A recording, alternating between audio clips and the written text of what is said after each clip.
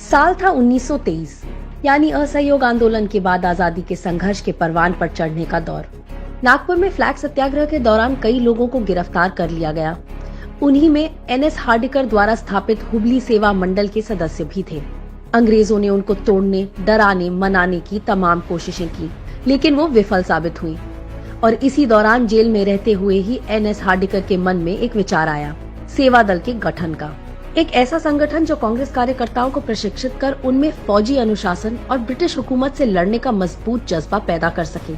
Jail से बाहर आते ही हार्डिकर जी ने इलाहाबाद जाकर नेहरू जी से मुलाकात की और सत्य व अहिंसा के मार्ग पर चलने वाले एक लड़ाका संगठन की स्थापना पर चर्चा की। 1923 में सरोजनी नायडू ने हिंदुस्तानी सेवा दल बनाने का प्रस्ताव रखा। पंडित नेहरू जी को इसका पहला अध्यक्ष बनाया गया। यही संगठन आगे चलकर कांग्रेस सेवा दल के रूप में जाना गया।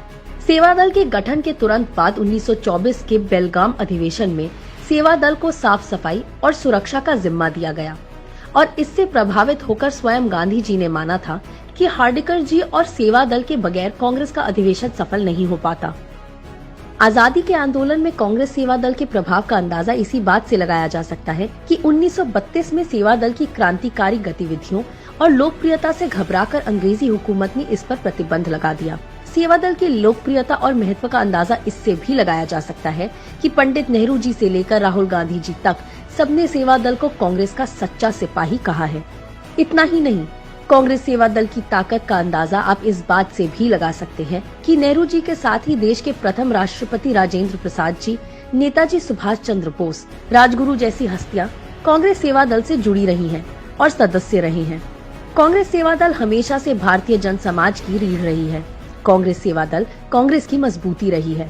कांग्रेस सेवा दल की मजबूती का मतलब है देश की मजबूती, क्योंकि सेवा दल के विचार में देश महत्वपूर्ण रहा है। कोई धर्म, संप्रदाय, जाति या वर्ग नहीं। इसी धरोहर की आज देश को जरूरत है।